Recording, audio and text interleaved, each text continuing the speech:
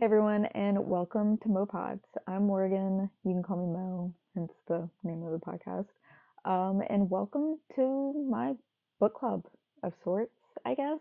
Um, Basically, I wanted to do this because I'm hoping it will motivate me to read more again.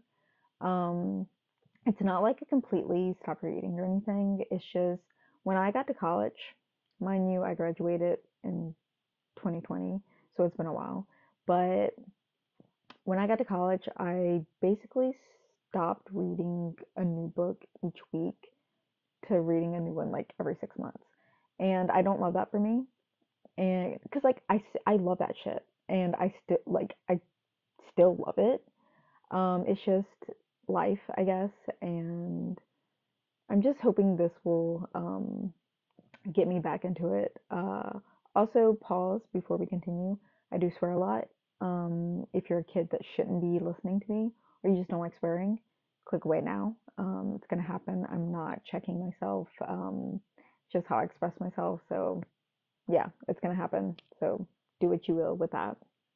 Um, but yeah, so I'm hoping this podcast will get me motivated to start reading again, way more often. Um, so here's the thing. This was supposed to be Akatar. I had seen everyone reading it. I guess people still are reading it everywhere. And I just kept seeing shit literally everywhere, like everywhere I turned, Akatar.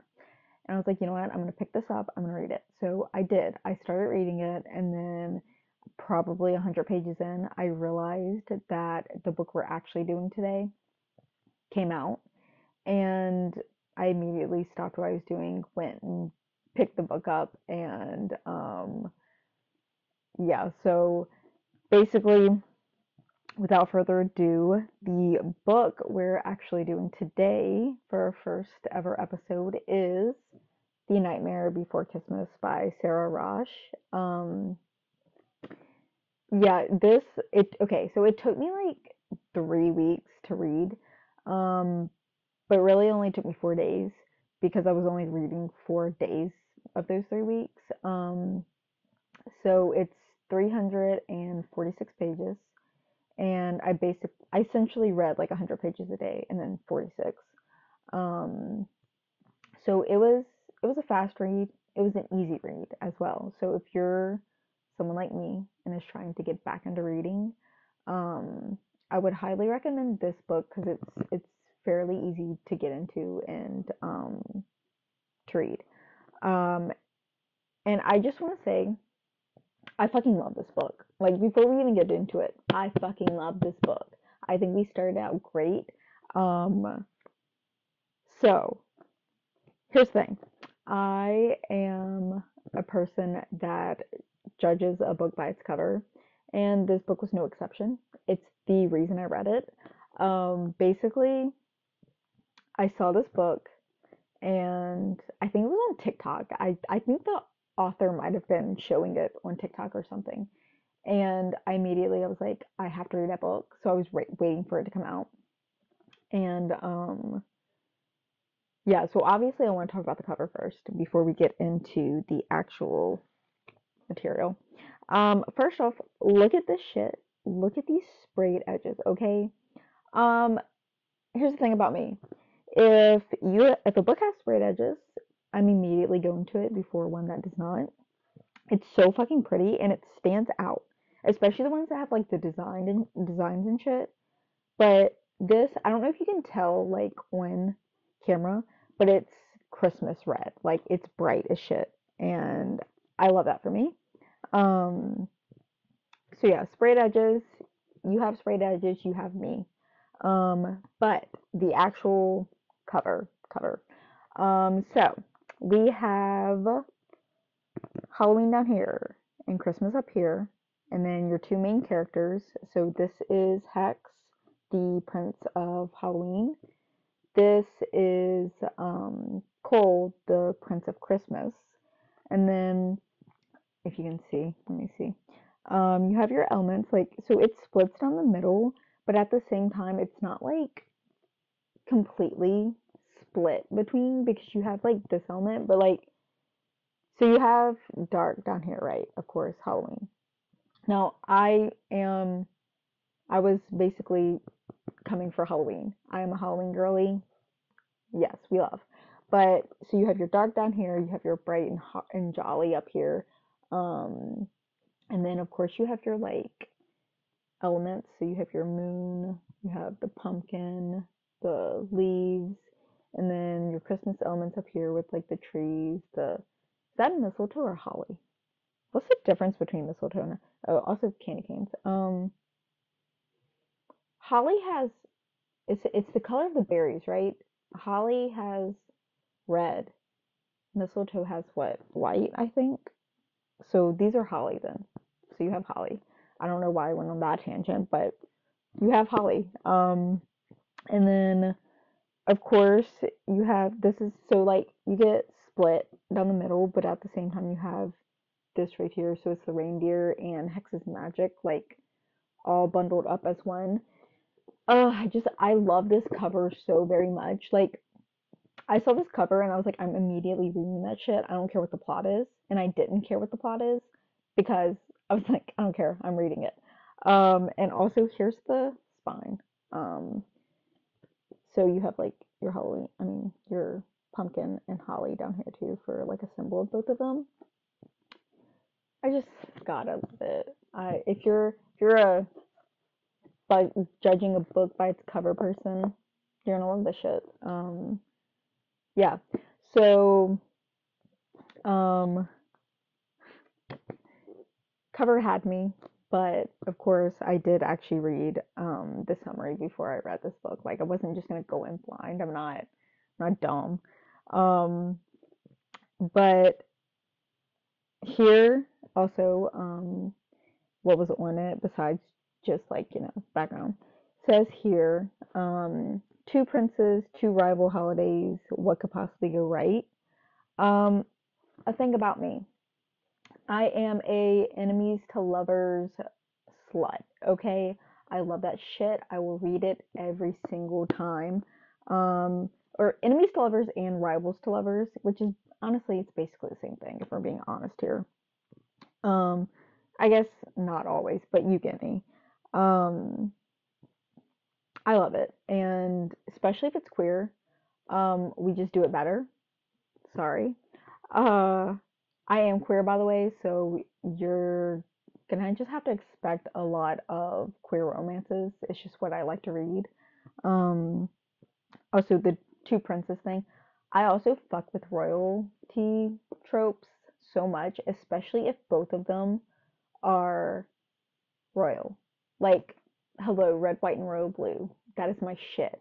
Now, granted, Alex is not royal, but he is the American equivalent, so it's basically the same thing. Which we're not doing that book, by the way, because I've read it too many times to be talking about it on a podcast like that.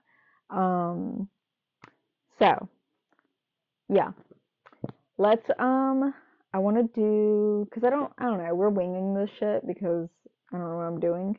Um, so I do want to read the summary, and then I have my computer over here. I have like my thoughts that so when I first read the summary, um I wrote down my thoughts um about how I was feeling at the time, and I want to read them because I want to give you like my actual first impression of this book.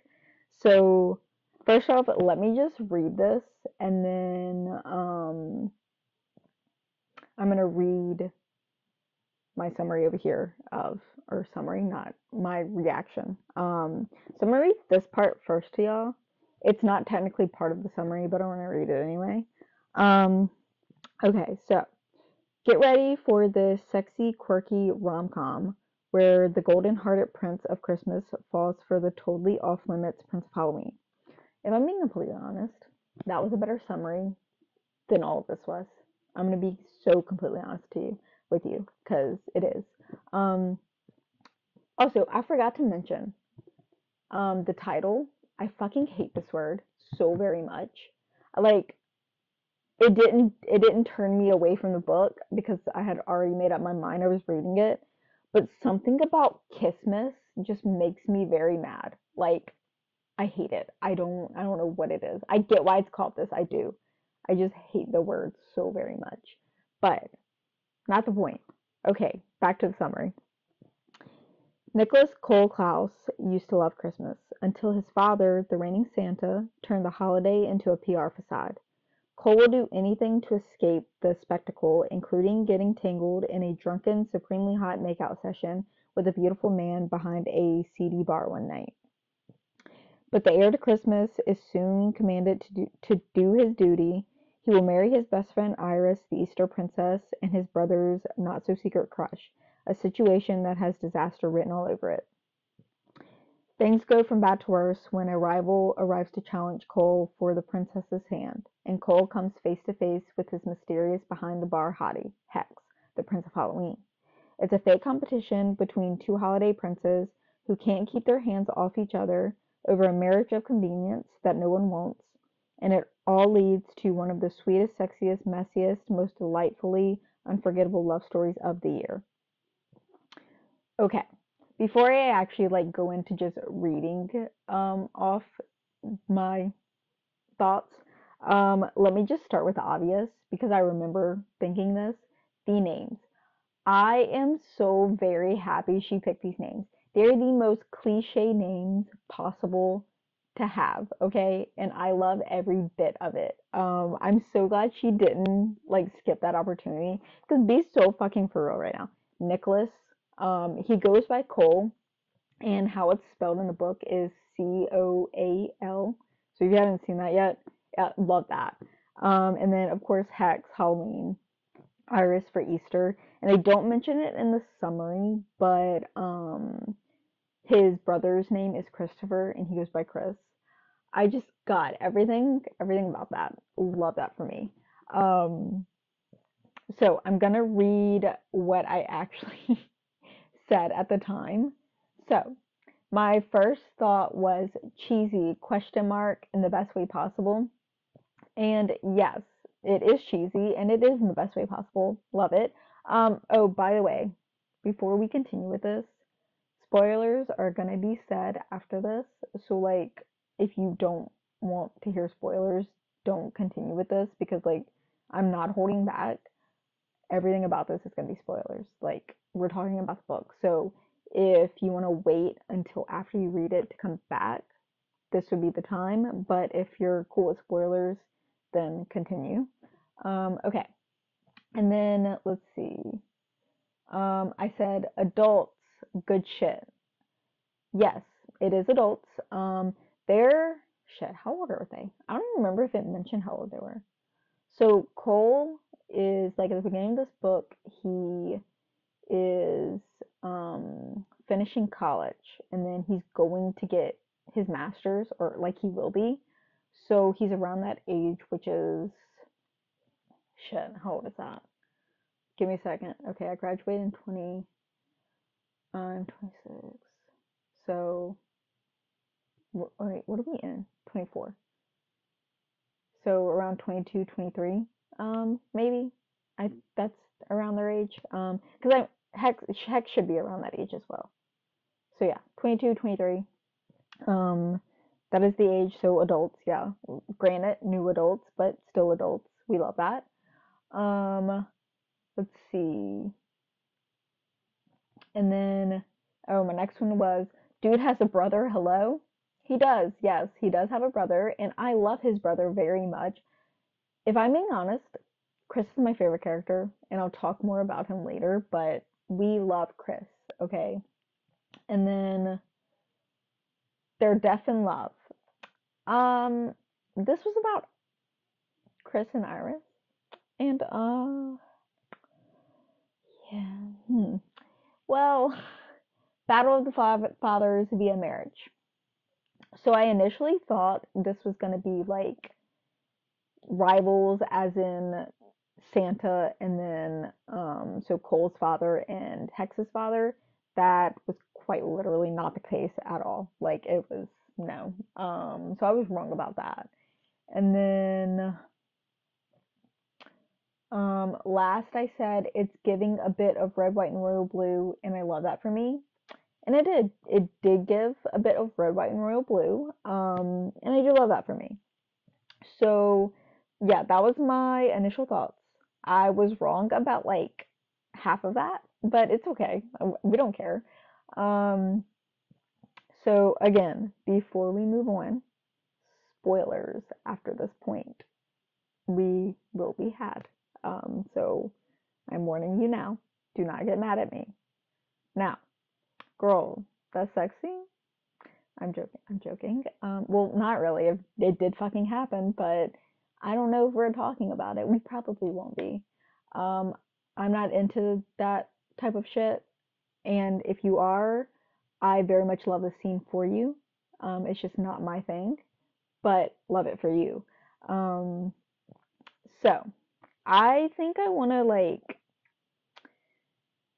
I guess, critique this summary almost and give my own summary. Um, so basically, Nicholas Cole, Klaus used to love Christmas. That's the first thing I want to critique. Um, Saying he used to love Christmas is like wrong because he doesn't hate Christmas right now, or right now, ever. He doesn't hate it. He hates what his father has done to Christmas, but he's never just like hated Christmas, you know? Like, so that's really deceptive to say he hates Christmas because, like, he doesn't. He hates what his father's done to it. And I mean, he's still the Christmas Prince. He still loves it. It's just, it's not exactly true that he used to love Christmas because he never disliked it. So, hmm. And then until his father brings Santa turned holiday into a pure facade, which yes, he hates that part of it. He just doesn't hate Christmas. Um, Including the escape the skeptical, including kissing a beautiful man. Yeah, honestly, that part of the summary didn't need to be there. Kissing the beautiful man, which is Hex, was not even like really a huge thing. Like I know it started his like his emotions realizing he likes this dude, but like I don't know, it's just okay. It really didn't need to be in the summary, but it was. It's fine. Um, but the heir to Christmas is soon commanded to his duty. He will marry his best friend Iris. That is true. That is the plot of the book. And his brother's not so secret crush. Yeah, Chris quite literally was in love with her the entire fucking book.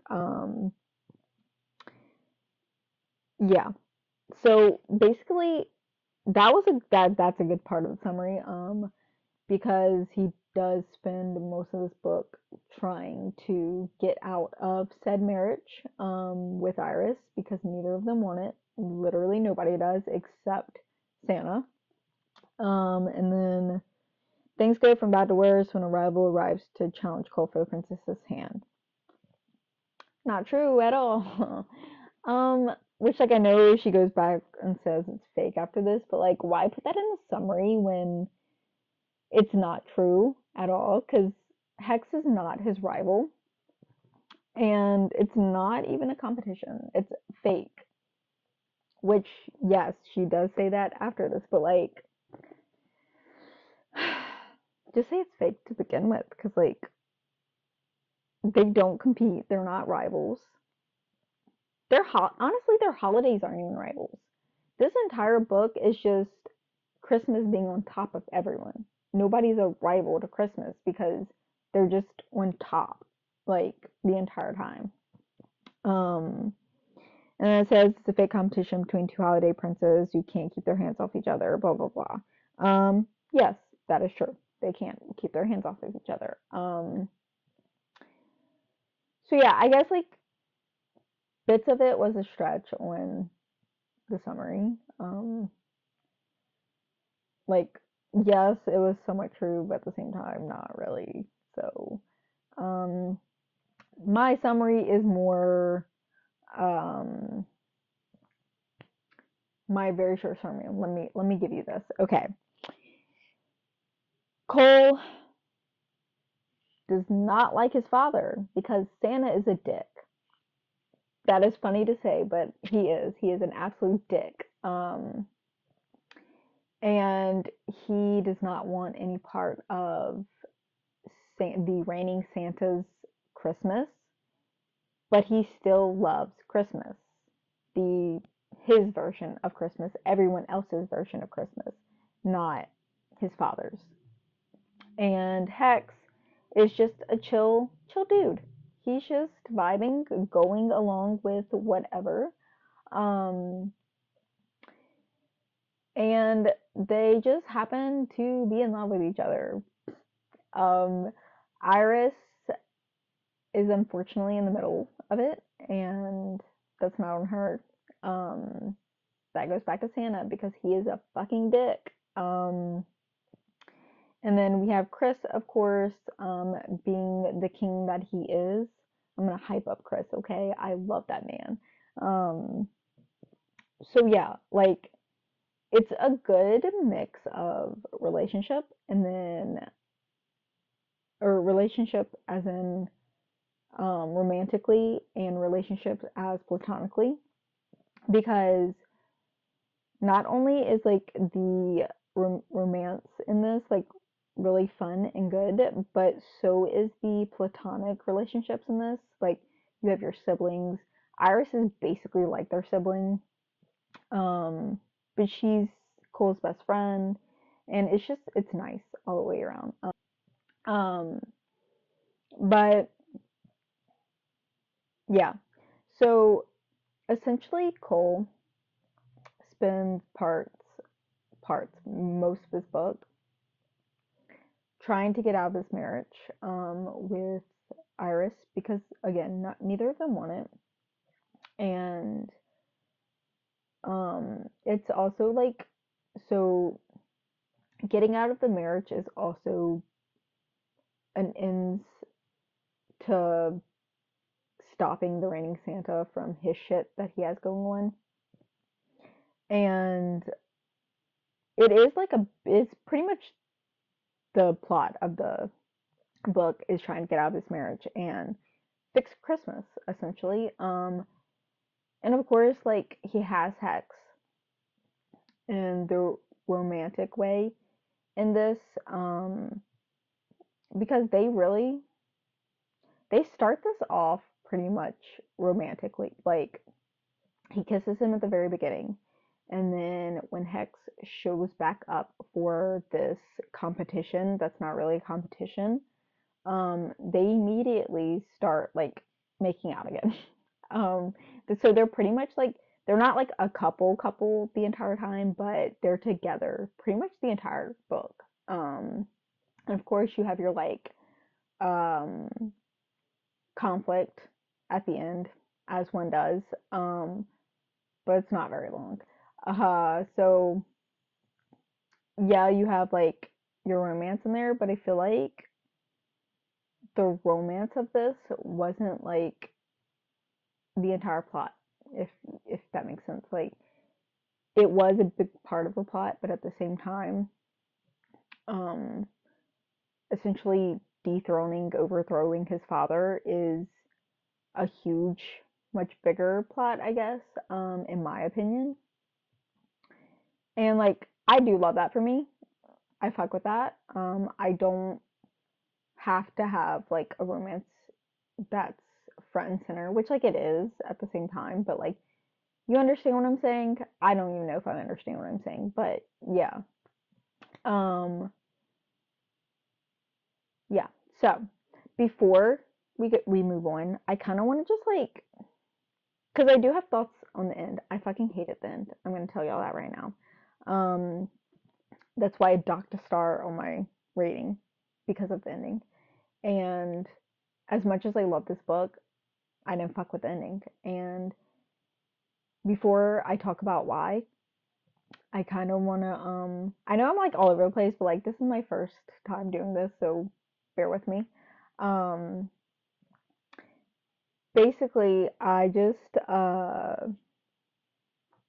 I want to do like, I guess, normal book club-ish questions, which is my favorite character. And as I mentioned, Chris, my love, I love you, sir. Please, okay. Don't get me wrong, I love these two fools with my entire being. I love them. Um, but Chris is just like, I just, I guess I see myself in him a bit, and I very much love him. I guess I project myself a bit, and just everything about it. Like he's funny, and but he also has like abandonment issues. Um, and it's not like a huge focus in the book, but at the same time, it has its moments.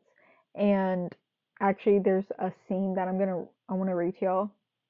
That I'm gonna have to see which pages it's on because that's also on my computer. Um, it's like it talks about his abandonment. It's my favorite scene, and it just like I'm gonna read that whole fucking scene to y'all. I don't care, y'all. I need y'all to hear it. Um, but he's just like he's the type of character that keeps his emotions inside, and he's like always like the reliable one, and he's always there for others. And I just like me. Hello. Um, so with that being said, though, um, since we're talking about favorite, I guess we can talk about least favorite, and that is Santa. Fuck that guy. Fuck you, Santa. Basically, okay, there's not many characters in this book that you can genuinely hate. Santa's really the only one that you can. Like, nobody else is really a villain in this story because there's like it's just Santa. Santa is the villain in this. There's no other point where you're like, yeah, that guy fucking sucks besides Santa. And I think she did a good job of that. And however, as much as he sucks, I feel like he is part of the reason, like his character is part of the reason I hated the ending because of how she did it with him, and it just fucking sucked. Sorry. I'm trying, like, I don't want to tell y'all not to read it. It's not like the ending wasn't huge in the parts that I'm saying sucked. It's just like literally the very end of this book. But his character was just kind of like didn't get the proper ending that it should have, I guess. Um, but again, we'll talk about that in a minute. So, the other like typical book club question that I wanted to do was like some of my favorite scenes.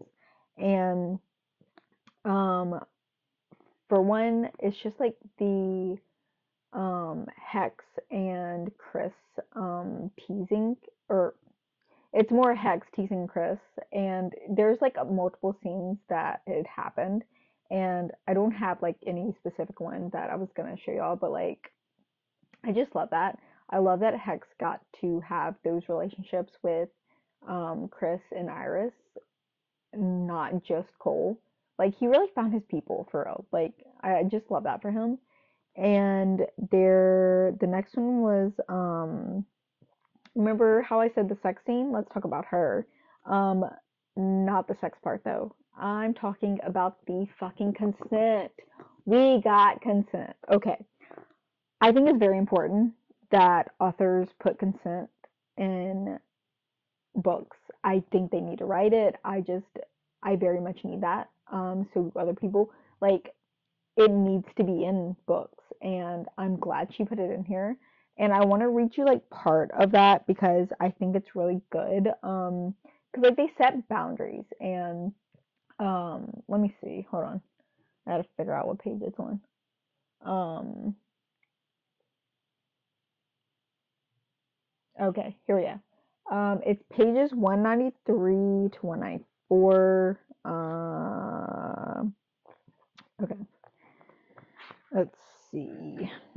I should have like actually tabbed these. I have tabs. I don't know why I didn't. Um, Okay, I'll start like, I'm not gonna start up there because that's like straight up the start of sexy. I'll start at this bottom part where it says,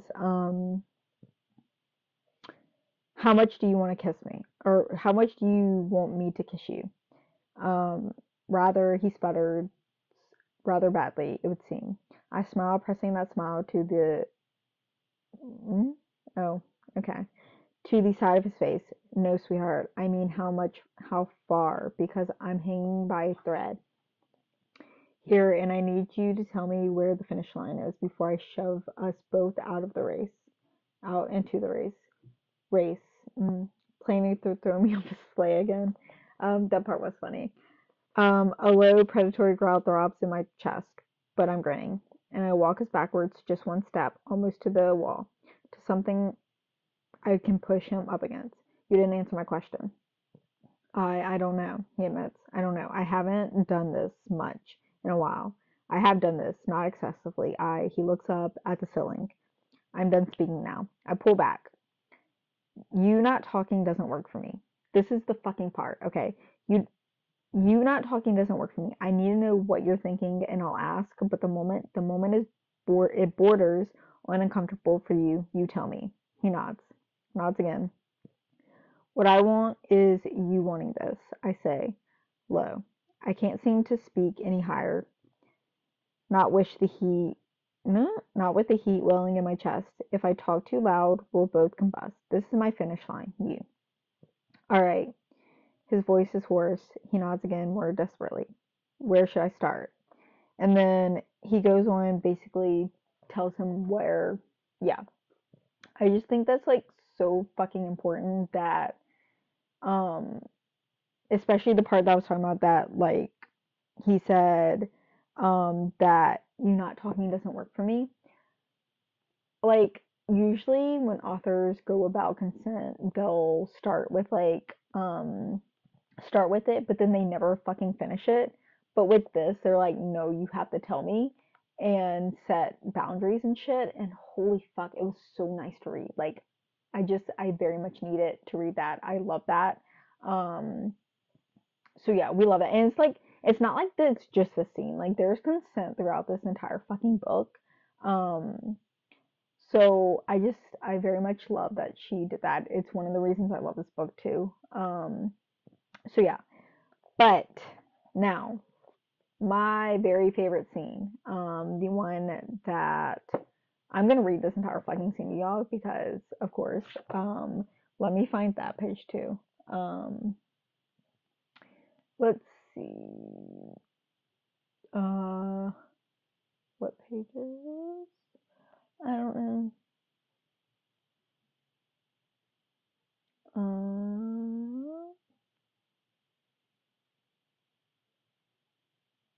Hold on, I'm blind, guys. 149. Oh, I swear I'm gonna mark these books next time with my tabs. Okay, so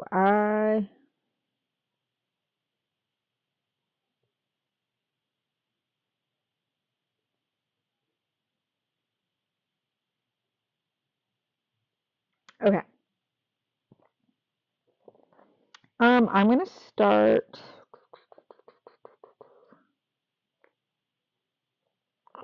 I'll start here, I guess. Um, I've done a terrible job of protecting anything. That awareness is a spotlight swerving yellow and unavoidable into the way Chris's shoulders are set, ready to spring to action if I ask. My focus pulls back to the tray of food, to the unspoken way he knew to bring it. And yeah, I do the same for him, but I don't usually have to.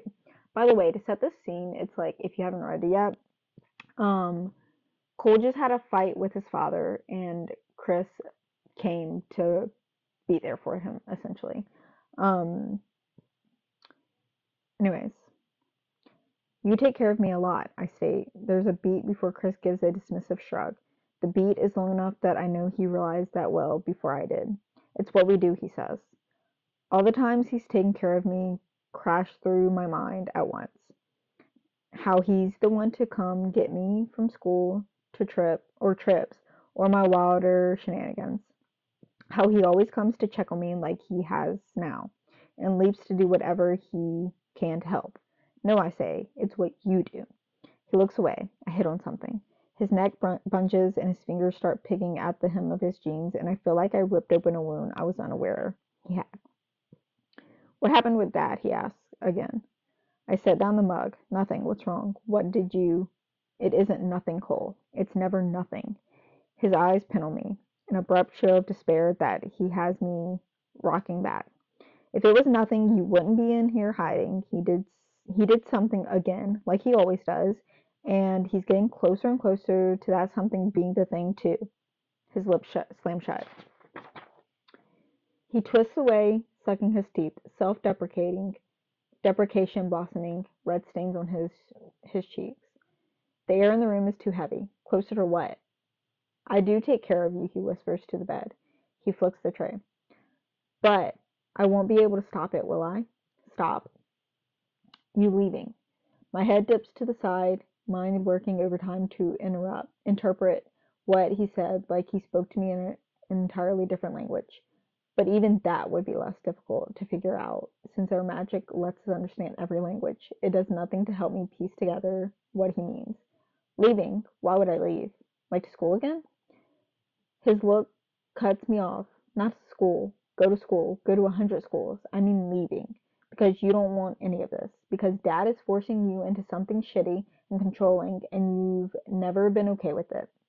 And you're getting to the point where you're going to realize that the only way to stop it is to go. I stare at my brother for what feels like hours, days. So long that my eyes burn from being open, absolute wrenching horror tearing long shreds into my soul. You think, I start a whisper, that I'd leave you like she did.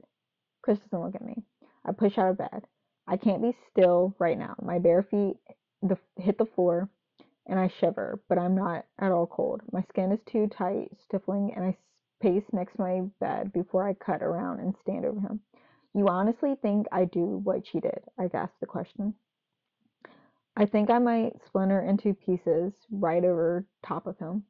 Chris pushes a fist into the bed. You fight him every chance you get, and you should. I don't blame you for that. He's wrong about a lot of things.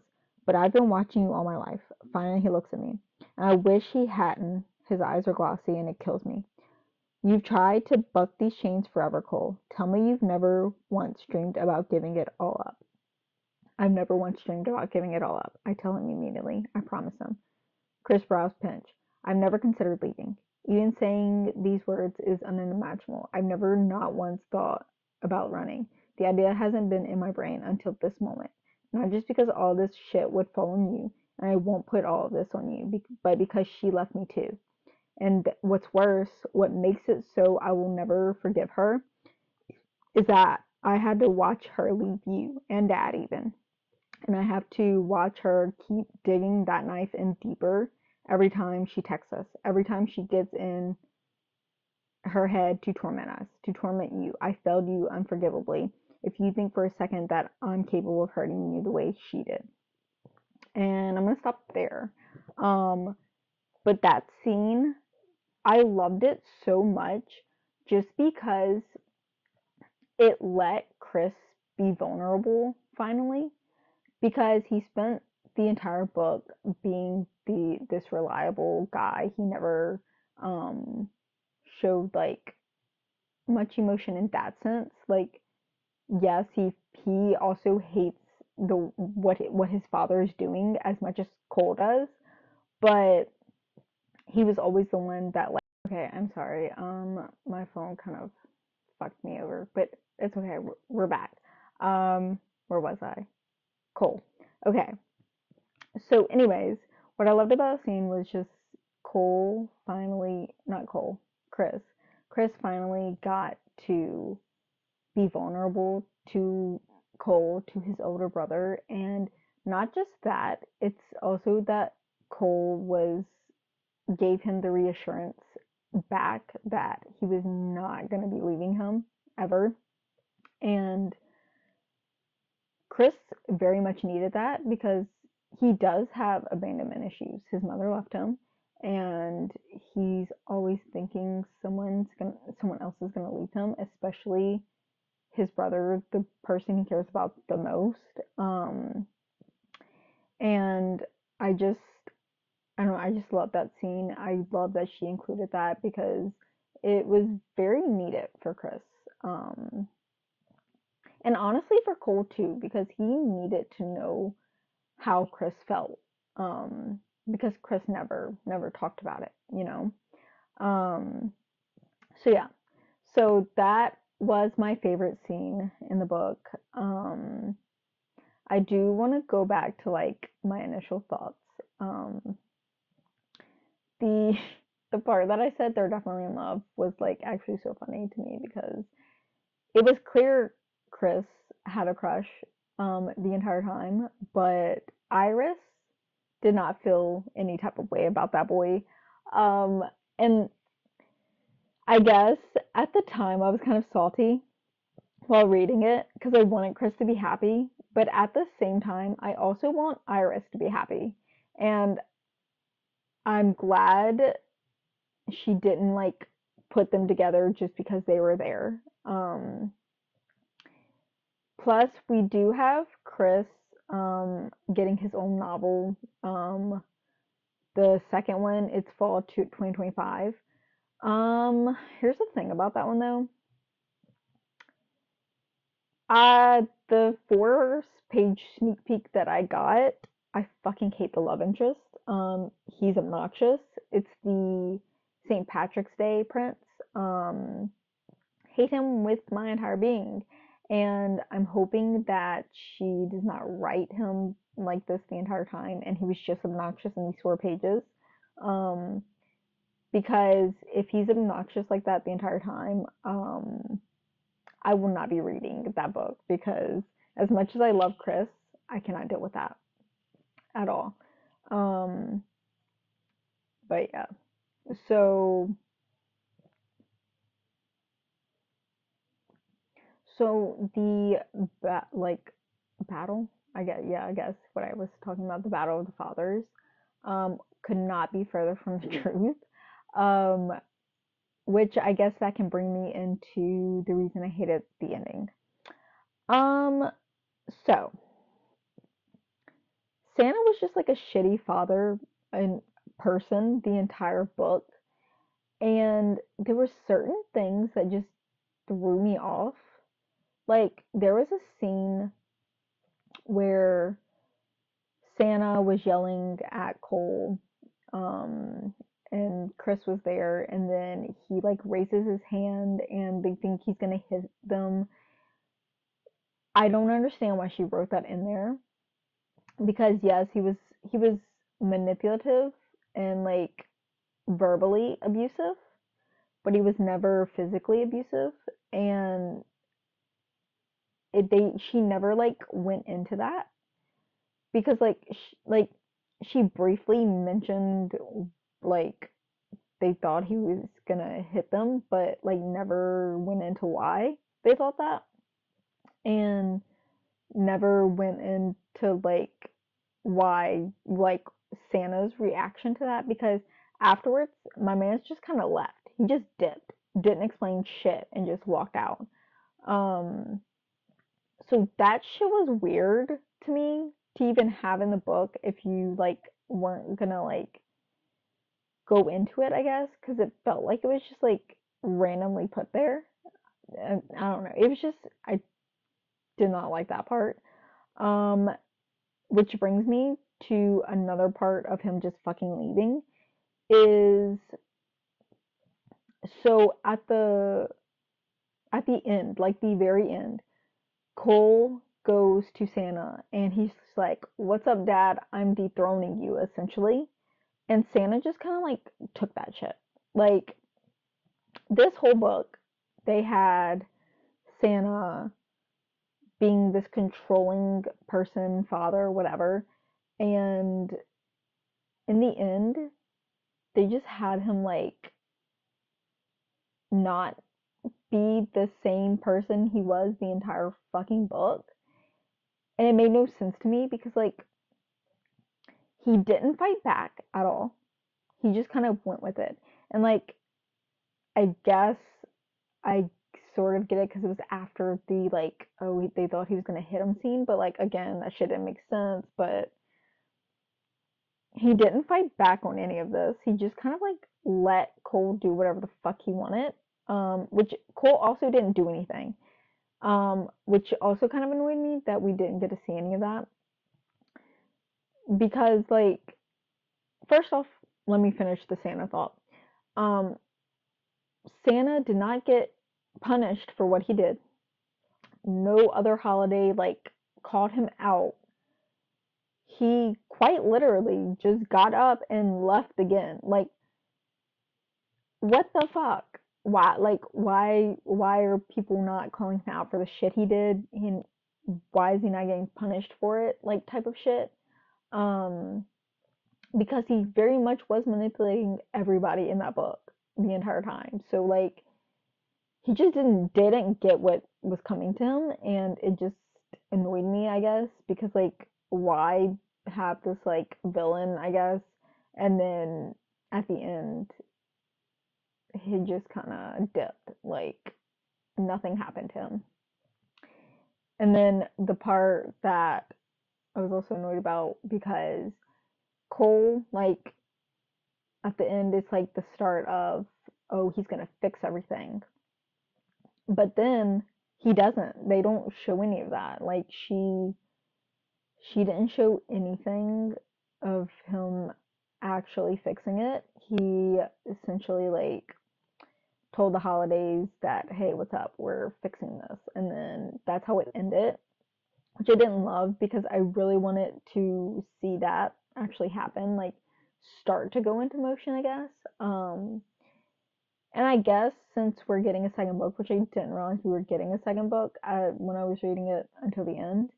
Um, so I guess maybe she'll put it in that, and I'm hoping she does because I really want to see him actually like take over and do shit. I also want to see like how his and Hex's relationship is gonna be in the end, like while he's Santa, while Hex is the king of Halloween. I'd like to see how that goes, you know. Um, but I honestly, I'm not holding my breath on that just because this second book is centered around Chris, um, not Cole and Hex anymore. So I don't know how much we're gonna get of that. But I'd like to see it if that's what we're doing. I'd like to see at least some of how that's going about. Um, but yeah, that was like that's my take on all of this. Um, my final thoughts are I did enjoy the book. The ending could have been better, but we'll see for the next book.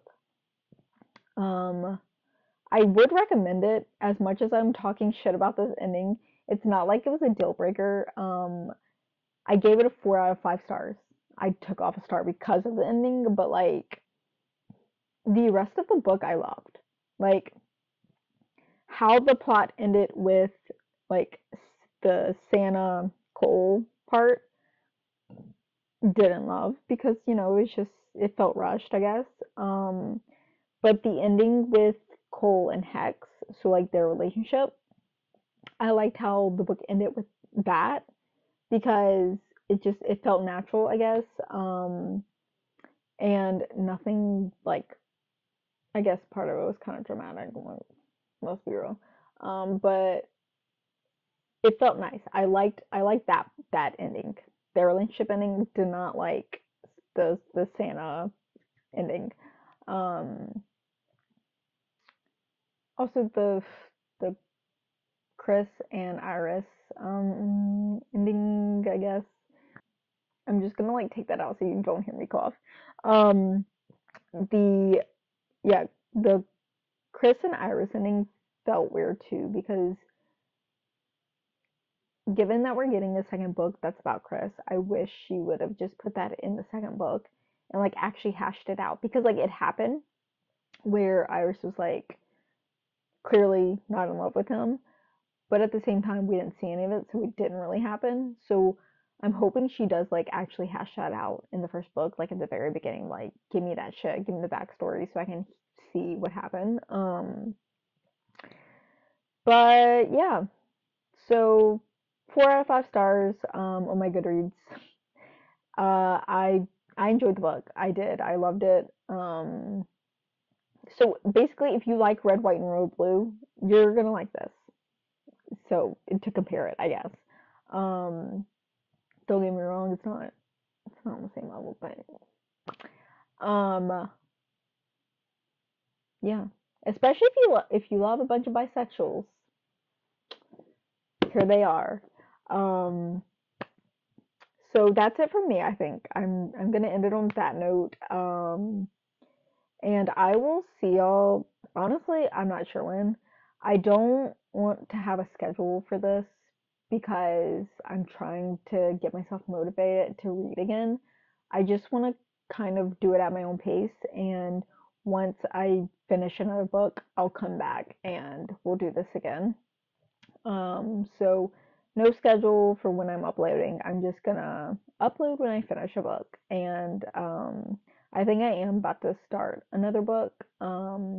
Especially we're in the holidays right now. I'm doing this like right after Christmas. New Year's is in like 3 days, 2 days, whatever it is.